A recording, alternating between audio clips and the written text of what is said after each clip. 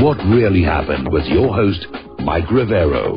The history the government hopes you never learn. Here is your host, Michael Rivero. And aloha, America. Welcome to our show today. It is Wednesday, May 17th, 2017, middle of the weekday, hump day, starting at long, slow, glide down to pow on a Friday, and whatever other insanity is about to ensue.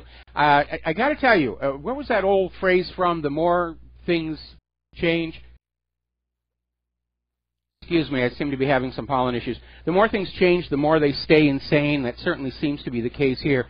And again, it is very frustrating to see the government just still, the deep state, at war with the elected President Donald Trump. And again, I'm sort of disappointed with a lot of what Trump has decided to do. But the infighting has just reached a ridiculous level. I don't think we've ever seen a political faction fight in the Congress and the White House this much on public display in the nation's history. And everybody's picking up on it, of course. Over at governmentslaves.info, they're basically saying an attempted political coup now taking place in D.C. with effort to impeach Trump for fabricated obstruction of justice charge. So they've been trying all these things, one after the other. First it was the dossier about Trump and the prostitutes in the Moscow hotel, and that one cratered. Then they were out there with, Russia hacked the election to help Donald Trump, and Russia hacked the DNC emails, and that one's now falling apart because of the new evidence that's surfacing around the murder of Seth Rich. And so now they're out here saying, well, he obstructed justice. And they're already out there fanning this over at rawstory.com, where I am now banned from commenting, I might add. They're basically saying, get ready, there's more damaging information coming out from James Comey.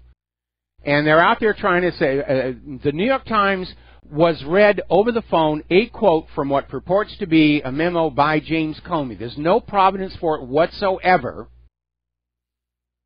And given that nothing was ever found in the Flynn investigation, it makes no sense that Trump would have asked for it to be stopped. This could be Comey's attempt at revenge, or this could be the full court press to just gin up something they can try and impeach Donald Trump on, or further smear his reputation. Now, here's a telling factor. Why the delay? If Comey knew Trump had attempted to obstruct justice back during the Michael Flynn investigation, why didn't he say it at the time? He was obligated to as head of the FBI. Even Trey Gowdy is out there saying we shouldn't take this at face value. We have to have the actual memo itself. We need the context. We need to know how Comey reacted. We don't have enough information. We don't even know if it's genuine at this point. And Gowdy is saying we need to get Comey before Congress under oath and find out what this is really about, if there's any there. Now, Jason Chavitz has called for the FBI to turn over copies of all of Comey's notes, memos, and recordings related to Donald Trump. So they're going to be taking a look through there, because if this reported memo is a fake or something that's been recently created, it won't be in the Department of Justice FBI archives, we hope. Who knows what they're going to do. Over at CNN, Dana Bash basically came on out and as much as admitted this Comey memo is just another attempt by the deep state for revenge against Donald Trump. And we've seen all these hysterical headlines just all over the place, just trying to overwhelm the American people by screaming at them, Trump has to go, Trump has to go, Trump has to go. Now, Vladimir Putin is out there. This is getting on back to the Donald Trump revealed highly classified information in this Russia meeting. And that accusation that was also run in the New York Times was based on anonymous intelligence officials who apparently were not actually in the room at the time. So how they knew what was going on begs explanation. Now, McMaster's was there, and he said all Trump told him was there was a concern that somebody was going to make exploding laptops, and for the sake of airline safety, we're talking about banning laptops from the cabin. They must be checked so that TSA can steal them. And Putin is saying that they've got transcripts of what happened at the meeting, and they're willing to turn them on over. Because everything that was discussed in the meeting had been all over the corporate media only the week before. There were no secrets. And a little reminder, the president does have the authority to declassify information and share information with other governments, especially pertaining to terrorism and airline flight safety, which is what this discussion was all about.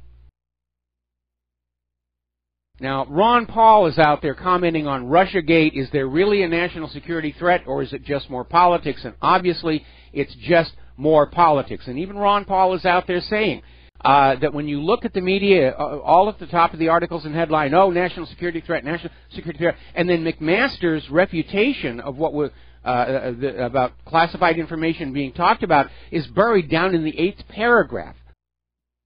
This is how the newspapers like to bias things. They'll put the sensational headline up at the top, and this may have happened, and the rumors and the innuendos, and then down at the bottom they'll say, well, there's a clarification and it's being officially denied, so that they can dodge potential lawsuits. We're going to do a shout-out now to our on-air affiliates, just now rejoining our network, and we're talking about this very obvious ramping up by the deep state, the establishment, the Democrats, the media, the oligarchs, trying to find a way to get rid of Donald Trump because he is resisting going on down this path to global war and conquest. Apparently a lot of people that are trying to take down Trump are doing so out of a concern that they themselves are looking at arrests. Right now, we have a president who is not going to be covering up and protecting these scandals, we hope. We certainly have an attorney general who does not seem to be on the side of covering up for some of these egregious acts that have been going on. And with Comey's firing, potential replacement, all these people who were involved in election fraud, the Clinton Foundation, the murder of Seth Rich, they're feeling exposed, and that's why they're fighting back. They're trying to get rid of Donald Trump, and probably already they've made a deal with Mike Pence. If we make you the president, you will keep us safe and secure. Remember back during Watergate, when that was building to a head, and it looked like Nixon was either going to be impeached or forced to resign, and there was this little shuffle where Vice President Spiro T. Agnew was kicked out of his office on a relatively minor charge and replaced with Gerald Ford. And there was a reason for that. At the dark heart of Watergate was a link from the Nixon administration to the JFK assassination. And Gerald R. Ford had been on the Warren Commission. So he knew what the secrets were, and he knew what he was going to be obligated to keep under wraps in the aftermath of Watergate. And of course, as soon as Nixon resigned and Gerald Ford became president, he issued blanket pardons to everybody, declared our long national nightmare is over, and that was the end of any asking of any questions as to what was really going on with Watergate. I mean, Nixon's re-election against George McGovern was a study in foregone conclusions. The burglary never made sense in the context of winning re-election. He was already there. He won re-election by a huge margin. So something else was going on. And what had happened was the Democrats had gotten hold of photos of the three tramps from Dealey Plaza that were clear enough to identify them as associates of Richard Nixon, and one of them a known CIA agent. That's what the Watergate burglars were after. So, article over here, desperation panic has set in, the takedown has begun. The corporate media is just putting out fake news after fake news after fake news. The Washington Post is making a big deal over Trump gave classified information to Russia. Well, nothing that he told the Russians was classified, and even if it was, he has the authority to do that as president. And then, of course, the revelation that Seth Rich was the DNC leak to WikiLeaks. And that's pulled the rug out from this whole idea that Russia hacked the DNC servers. It just didn't happen. Seth Rich was the leak. 44,000 emails. He got out of there before he was killed. And that's why the corporate media is desperate. They've been caught in another piece of flat-out propaganda against Russia. And they're running scared. And we'll talk about that a little bit later in the show because there's some weird things going on over at Fox News. Rosie O'Donnell is out there on a rant again. I remember back when Rosie O'Donnell was talking about, questions about 9/11 and everything. Now she's completely on the other side. She's hinting at violence against President Trump. Desperate times call for desperate measures. And I hope the Secret Service talks to her, because that is a serious matter when you're out there implying, suggesting, or even possibly encouraging violence against the president. Over the 20-odd years that I have been doing my website and the 10 years I've been doing radio, as much as I opposed the policies of the various presidents, that's First Amendment freedom of speech, calling for violence against them, that's illegal, and you shouldn't be doing it. And also, I don't believe in getting into personal attacks. Some of the stuff that was said about Michelle Obama was just really quite hateful, and in my opinion, very much over the line. Let's see. Colonel Schaefer is out there saying the White House and America itself is under siege by the media using weaponized information. Greg Jarrett is out there saying Comey's revenge is a gun without any powder in it. We certainly hope so. And again, if that memo does not exist in the copies that Jason Chavez just requested from the FBI, then we know it's a fake, a hoax. We're going to take a phone call. Brandon in San Francisco, aloha. Welcome to the show. What's on your mind? I called about saving the Trump presidency, but I want to back up to the aquaponics system. It is closed loop. What happens is you feed these fish first, and then they generate. Okay, Brandon. Enough with the aquaponics. Let's talk about the Trump presidency.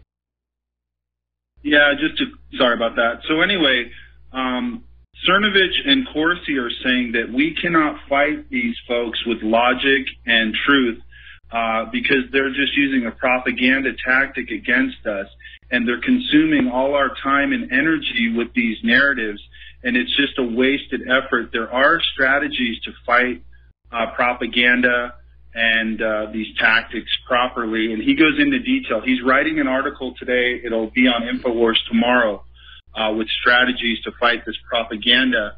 What I'm thinking is we need to prioritize the threats that we're facing. And I've mentioned before that what really happened, and InfoWars should combine forces and mobilize patriots in phone calls or letter writing or blogging to push back against these propaganda tools they're using. And it is weaponized media.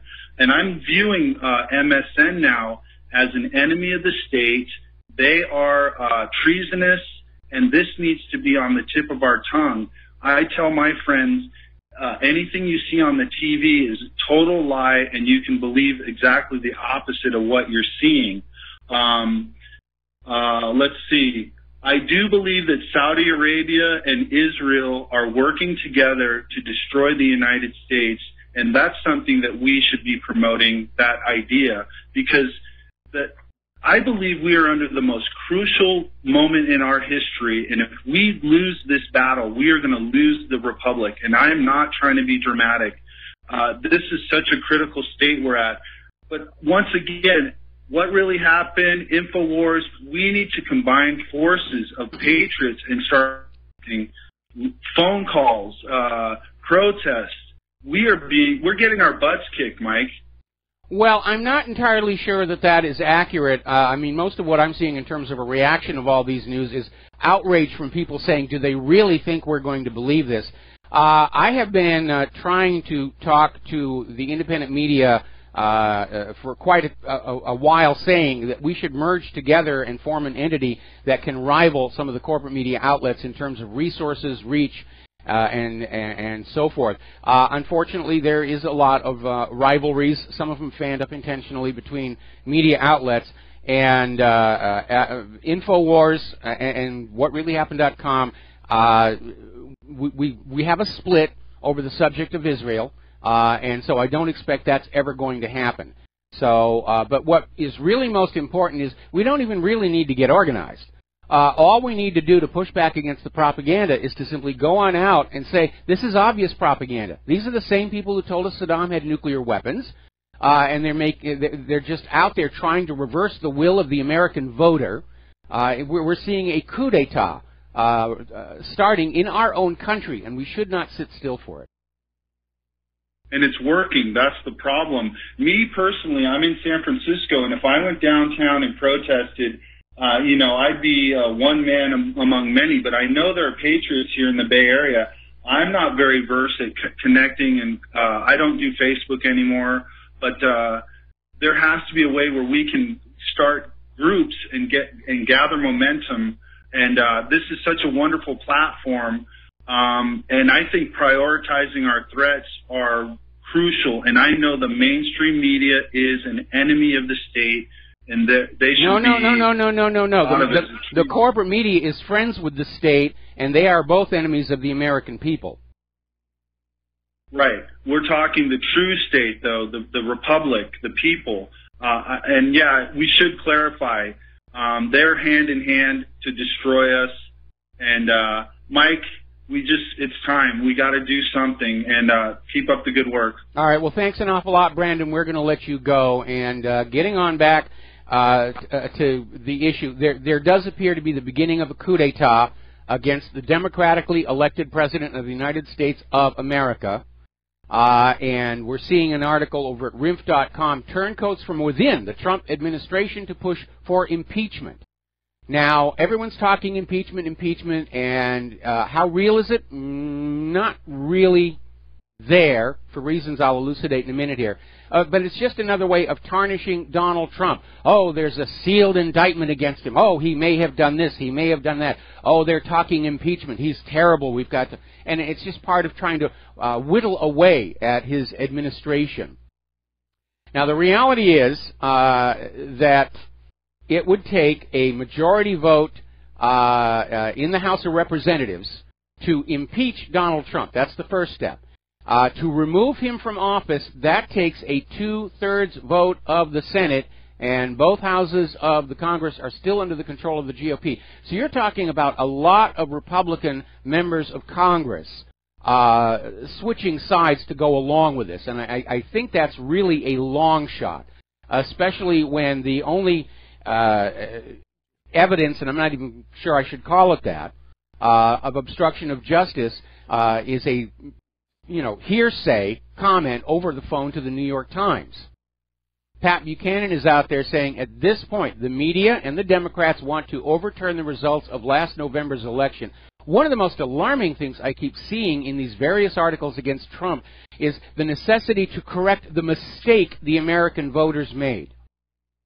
Okay, you don't get to judge that. We, the American voters, are ultimately supposed to be in charge of who's going to be in the government. And you don't get to sit up there and say, well, they made a mistake, so we're going to undo it. Because that makes a travesty of the whole democratic election process. And it reminds us the elections are just for show. Even Nancy Pelosi is saying a Trump impeachment is not going to happen, and stop listening to the fake news. All right, we're going to take a phone call. Mark in North Carolina. Aloha. Welcome to the show. What's on your mind?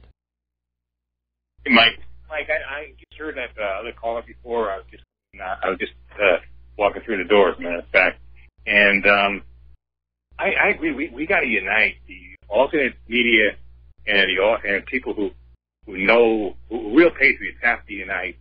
And we got to put aside those small differences, like you and InfoWars. Well, I'm ready to do it. I'm ready to do it, but it takes, it takes two. I've tried to reach out to Alex. I tried to sound a warning about Pizzagate, that it was a setup, and he never responds to me. So, I'm willing to be part of a larger organization now. I'm tired of doing everything all by myself.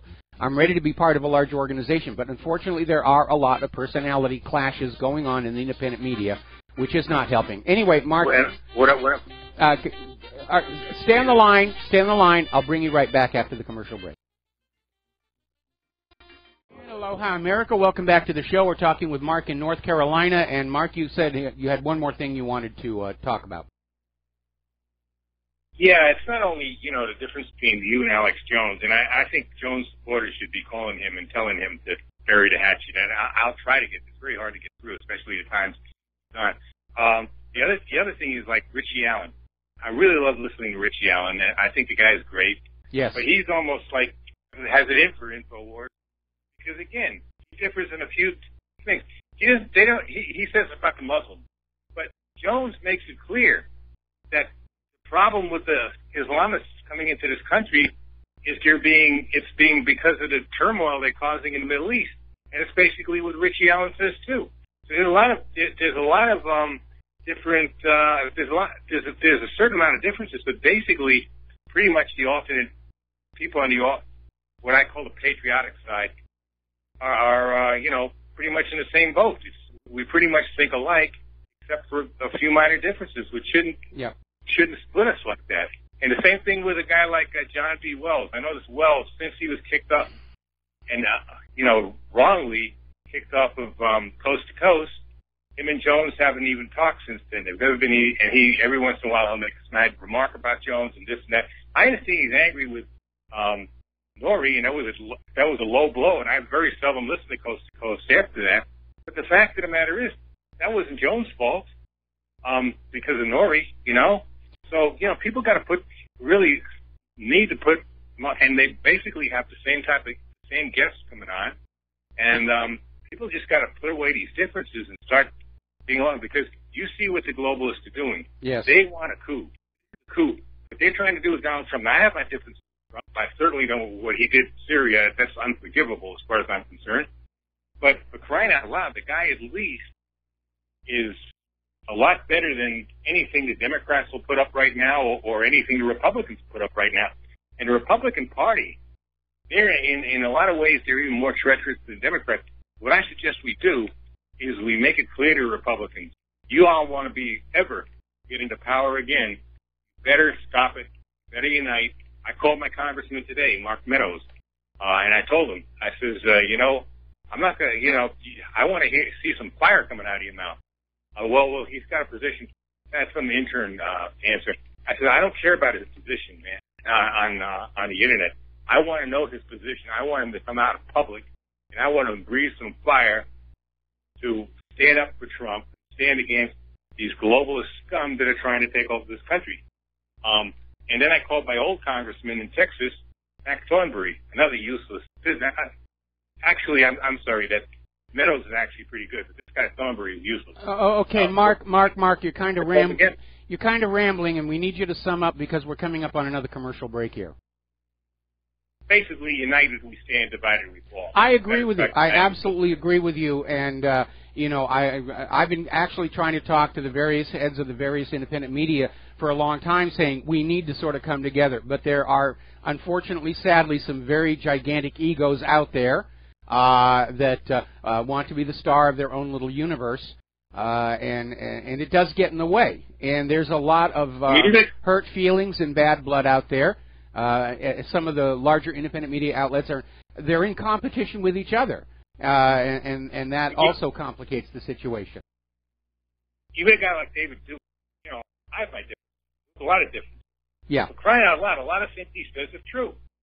We got to, what's that thing? You got to separate the chaff from the something or another. Well, that's also preserving a diversity of opinion. And, we need to be very careful of independent media that starts acting like the corporate media, in that there is an allowed agenda, and then there's other stuff that is banned. One of the cool things about working here at RBN is nobody taps me on the shoulder and says, don't do that story, or they don't tap me on the shoulder and say, please do this story on the air. And so probably, in my experience, RBN is certainly the freest independent media network that there is, because they don't put any constraints or controls on their hosts whatsoever. And we've even gotten phone calls to this show where they're saying, well, some of the other hosts on RBN are saying the direct opposite of you. And say, yeah, that's what debate and discussion is supposed to be about, and that's what the First Amendment is about. It is up to you as the listener to figure out for yourself who is making sense and who is likely smoking opium. All right, we're going to take a break for commercials. Thank you for the call, Mark. We'll be right back. And And aloha, America. Welcome back to the show. We're talking about the White House and what appears to be a concerted effort to force the elected president of the United States out of office by media smear, by leak, by undermining him. Even CNBC is saying a lot of what is being done against Trump right now is clearly illegal. And it all seems to be the argument from the media that Trump is arrogant, he's sloppy, and all the rest of that. But the Constitution sets specific grounds for impeachment: treason, bribery, and other high crimes and misdemeanors. Obviously, obstruction of justice is one of those, but the case isn't made. And Trey Gowdy pointed that out. What we have here is a report in the New York Times based on a reading of a supposed memo over the telephone from an anonymous source. That's it. That's the entire grounds for the case. They've got no more to support this idea of obstruction of justice than they did that Russia was giving away classified information, or that he was cavorting with prostitutes in a Moscow hotel. It's just death by media smear. And I can understand why Donald Trump is very angry with the corporate media. Now, according to another report coming on out, apparently H.R. McMaster and his deputy Dina Powell have been identified as leaking to the anti-Trump media. Trump needs to clean out that White House. We were hearing rumors earlier in the week about a major staff shakeup. It needs to happen right now. And I'm not talking about just the press secretary. I'm talking about all of these people who are working against Donald Trump in his own staff. And again, this underscores a comment I made about him coming into the White House. He's very naive. He comes from the world of business, where people keep their promises and they are loyal to the company that is employing them. And Trump is still operating on that basis, or at least he was. I'm sure he's getting a wake-up call now, that you can have people on your payroll. You can have given them a very powerful position and a very good paycheck, and they're still not going to be working for you. They're going to be working for your enemies.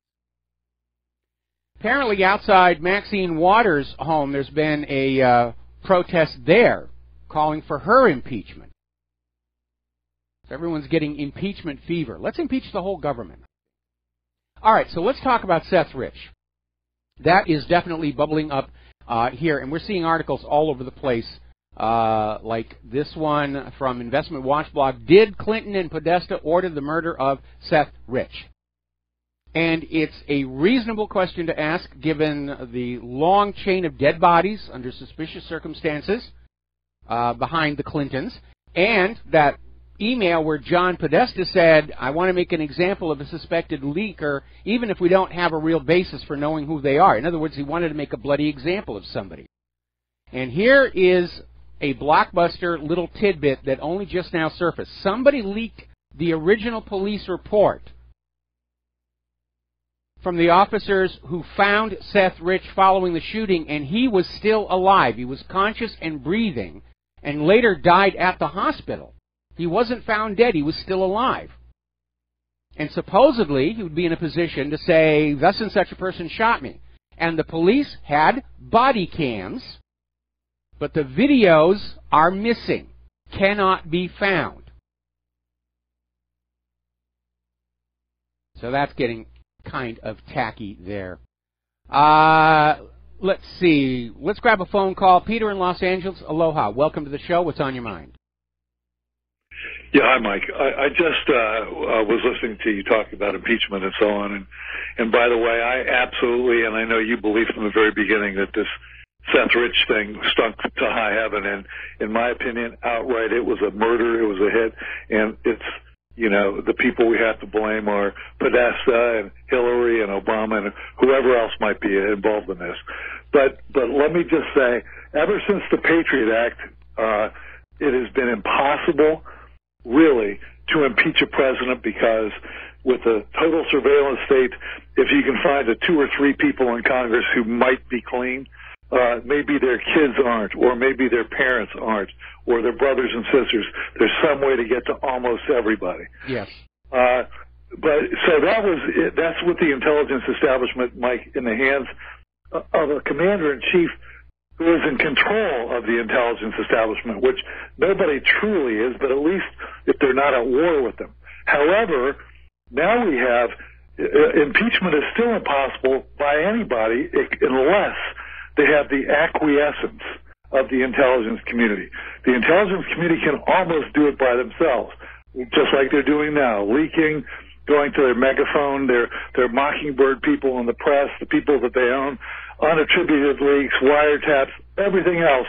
And if they're not in on it, no matter who else is on it, it won't work. They can suborn anybody trying to impeach, or they can suborn anybody, period. Yeah, that's always the danger of the surveillance state. And again, going on back to this Obamagate investigation, it's come out from multiple sources that yes, Obama was spying, committing political spying against Trump, against members of Congress, Rand Paul, and shortly before he was assassinated, Justice Scalia said that he thought the Supreme Court was being surveilled by the Obama administration. And that makes a lot of sense because, remember, Chief Justice Roberts was opposed to Obamacare, and then 11th hour does a 180-degree turn, says it's constitutional under the Commerce Clause, cast the deciding vote on Obamacare, and then he actually left the country for a week to go on vacation to Malta. Yeah. It went to Malta, I think. Crete. He went to Crete. Yeah. All right. Well, wherever it is he went to, he got out of town because he didn't want to deal with the reporters. Well, Mike, if the whole Russian hacking thing has never had any real weight except for the deep state that was trying to basically misdirect us over there. But it's basically Obama was doing it. In my opinion, Obama was doing that all along, and denying that there was any hacking, denying that there was any interference in Bernie's or Trump's election or anybody else in the primaries, even though it was apparent that they were. And then as soon as he won and he was losing control unexpectedly of this intelligence apparatus, and all this information would be in the hands of the people who it was used upon, then once he's the Russians, and the deep state, which has been involved in it and is acquiescent in it and would be exploded if it ever came out, that they were so involved in our political process, they're agreeing with it and they're going right along with it. And of course, the people who like war. Oh yeah, the war hawks are definitely out there because Donald Trump so far has gone along with the war agenda. He's had 2 botch-ups. There was that cruise missile attack on Syria where most of the cruise missiles didn't hit the target, and then they dropped the Moab on Afghanistan, and that turned out to be a fizzle, nowhere near the devastating explosion that it's supposed to be. And it just underscores the fact that much of our military isn't really working all that well. For all the money poured into it, the weapons simply don't work, and the strategy seems to be, well, we'll just fling 20 out there, and at least one will get through. Mike, can I make one more point? And I want to say that I agree with what you're saying there as well. But you've always said we're not there. The military is not there to win. It's there just to consume military products and to feed the industry. You've said that a million times. You're absolutely right. Well, but not all the time. Not all the time. Sometimes victory is desired, but certainly in the case of Vietnam, you talk to especially the pilots who were sent out to bomb these suspected truck parks, which were always just these empty fields. And yeah, that's what it was all about, grinding up the munitions in order to soak the American taxpayer to buy replacements that would then be dropped on empty fields, and it just went on and on and on. Mike, the last point I want to make is that the obstruction of justice that Comey is basically initiating by saying that he was asked to call off on Flynn. What about the obstruction of justice by Comey himself? What about the investigation into Mark Rich? What about the investigation into Hillary? What about all the investigations that went nowhere under this idiot that really ought to be under a jail? Well, so, again, it's the double standard and the hypocrisy. They're going to scream obstruction of justice when they think they can use it as a weapon against Donald Trump. And all the other obstruction of justice, that's just business as usual. But again, the reason for this major push, I think they're literally thinking about finding a way to get rid of Donald Trump before he can appoint a new head of the FBI. Because if Trump gets somebody as head of the FBI who's really going to be looking at the crimes, then these people, Hillary Clinton, Podesta, all of them, are in serious, serious trouble. And so I think the goal here is to get rid of Trump or get him so scared of impeachment that he'll go along with appointing an FBI director who will continue to protect the real criminals in our society. That acting director, Mike, is the guy who didn't disclose that his wife took $600,000 from the Democratic Party, from Clinton, basically, remember? Yeah, no, we talked about that when Comey first stepped down, and I said his deputy is just as dirty. Yeah. So they need to clean house there big time, and it's a matter of life and death maybe for Trump, and I think maybe he's just starting to realize that, really. Yeah, well, Donald, what can I tell you? You should have been listening to me all along. I tried to warn you, but. You know, all right. Amen, Mike. Okay. Thank you. All right, we're going to let you go. We got a couple more phone calls, then we're going to get back to the news here. Chris in Michigan, aloha. Welcome to the show. What's on your mind? Aloha, Mike. How are you today? Doing fine. What's on my mind is the laptop bombs. Now, is it really plausible or feasible to make a laptop into an explosive, or will that... I don't think it's the work, or even more than a toothpaste tube. Yeah, I mean... A pair of underwear or shoes. First of all, there is virtually no room in a laptop. And yes, I've had people talk to me about the battery compartment, but, you know, you just flip the laptop open and turn it on, and then they know there's a real battery in the battery compartment. The reason the story appears to be bogus is because for an explosive to be effective, it's not just the chemicals it is made out of, it is how it is shaped and tamped. And if you just have an explosive, you know, poured into a laptop, spreading to all the available space, it's going to be this kind of a spider web structure. And it'll certainly deflagrate with a great deal of smoke and noise, but it's not going to be a detonation. It's not going to create a shock wave. It's going to be pretty much ineffective. Frankly, high-end digital cameras are more suited to that sort of thing. Because if you take off the lens, whether it's a digital camera or a film camera, there is a single volume space in there that's more appropriate. But they're not talking about banning digital cameras. For some reason, it's just the computers. And I don't know, it's because they may be setting up a system where all the computers get examined while they're in the checked luggage. But it really does not make a lot of sense. It just seems to be more gratuitous booga-booga to make our lives miserable while we're traveling. Now, the second part of my question is, what is going on with this intelligence that Trump feels that he needs to share with Russia that seems bogus to begin with? I mean, we get a page of intelligence that comes out of Israel that might as well have come out of site intelligence. Yes. And it's no more credible than the missile attack on the Idlib base that Trump pulled off with all the Tomahawks. Both of these things are call to action on illegitimate reasons. Well, we need to remember Israel has a long history of planting or giving us fake intelligence to demonize people with. Remember the laptop of death that tried to claim Iran was building nuclear weapons, and nuclear engineers looked at it and said, this stuff is nonsense. It's clippings off the internet, and none of this is going to work. And it turned out Israel had created this laptop. They sort of propaganda laundered it through the MEK group, who turned it over to somebody who turned it over to somebody to sort of hide the trail of where it really came from. And this appears to be more of the same. And I don't know exactly what the goal here is, but it seems very impractical to me for a laptop to be turned into a bomb. And in any event, aren't there already chemical detectors in use at the security gate to check for explosives? Just take that little cotton pad and swipe it over the outside of the computer, along with the luggage, and you'll be fine. I just think it's dangerous going along with Israel intelligence to run the war against terror when Israel supports ISIS. Well, our government is supporting ISIS as well. It certainly was covertly during... I mean, they give them medical help. I've been fighting with them. They've given them medical help. They've pretty much helped them take the Golan Heights and hold that area as far as ISIS goes. Well, I loved it a couple of weeks ago when ISIS accidentally shot some of the IDF, and they actually issued a public apology. We're sorry. We didn't mean to do that. Anyway, listen, Chris, I got to let you go. I want to fit in one more phone call before the commercial break. Frank in Pennsylvania, aloha. Welcome to the show. What's on your mind? Okay, Mike, yes. Interesting about Trump's impeachment. I think it's all a bunch of nonsense.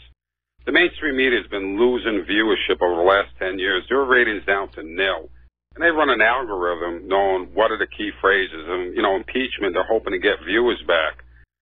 So much of the alternative independent media took so much viewership away from them. They're desperate, and they are creating this type of news. You can see it by the congressmen shills that they have that are saying impeachment, and then, they go out there and we got to impeach Trump, and then everybody runs with the, Fox, CNN, ABC, the CNBC News, Washington Post, and they're all in it together, but they're losing, Mike. They're losing so much viewership.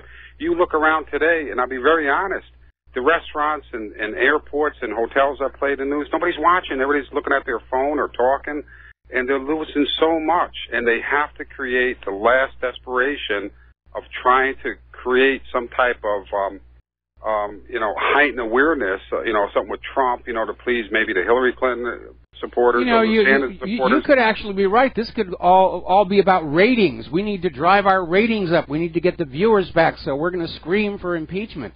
And that's a really dumb reason to go after the President of the United States of America, because you're going to get more viewers. Boy. Well, look, when they lost as much over the last 10 years, you know what really done it for them? And I'll be honest, it was the Iraq War and a lie. I mean, it's a weapon of mass destruction. Everybody believed it. And then you lost 100,000 troops, either killed, wounded, injured. And people are saying, well, wait a minute, the media lies. And then along comes independent media, guys like you and Mr. Statmiller and Alex Jones and Red Ice Radio. They're saying... I'm going to have to let you go. I apologize. We ran out of time. We're on the commercial break. We're going to close the phone lines for a while and do news. We'll be right back. Aloha, America. Welcome back to our show here. And we're talking about the murder of Seth Rich and the revelation that he was still alive when the police arrived, and now the video from the police officer's body cams has disappeared. So whatever Seth Rich told to the police is now gone, and apparently he died later at the hospital. Fox News earlier today had a story up that the FBI knew within 96 hours after the shooting that Seth Rich was in contact with WikiLeaks. And that story is already being Orwellized, because when you click on that link now, it goes to another one of these stories about how Seth Rich's family is out there just furious about this claim that he was leaking to WikiLeaks. It's on his laptop. The evidence is there. So there is reason for reopening the investigation. Remember, the official story is it was a robbery gone wrong. But he still had his wallet, very expensive watch, and his cell phone, which are things that are generally included in the robbing of somebody. His body had bruises on it indicating that he'd been in some kind of a struggle. There was a fight. And then he was shot twice in the back, and they didn't take anything. Now, another question is, why hasn't the DNC offered a reward for information related to his murder? He supposedly worked for them. No, we're just going to let it go away. Well, not exactly, because apparently a Washington, D.C. lobbyist has offered a reward. Okay? For information, attorney Jack Berkman is offering $100,000 of his own money for information that leads to the arrest and conviction of those responsible. The D.C. Metropolitan Police are offering a $25,000 reward, and WikiLeaks is also offering a $20,000 reward for any information that leads to a conviction in the murder of Seth Rich. There's a lot of money out there for somebody who's willing to go up against the Clintons. But yeah, they're talking. There is a reward, just not from the Democrats. They don't want any questions answered. And of course, remember the Democrats in the corporate meeting. Oh, they ignored it. No big deal. Robberies happen all the time. It's no big deal. And they're still out there pushing Russia hacked the DNC, even though clearly we have now confirmed the DNC emails were not hacked, they were leaked. The claim that the Russians had hacked the DNC was based on the analysis by a private company working for the Hillary campaign, CloudStrike, which has now pulled back and said our analysis may have been faulty. There is zero evidence Russia had anything to do with this. The FBI was never allowed to look at the servers or do a forensic analysis. That's it. Seth was the leak. We've got to take a break for station identification. We'll be right back.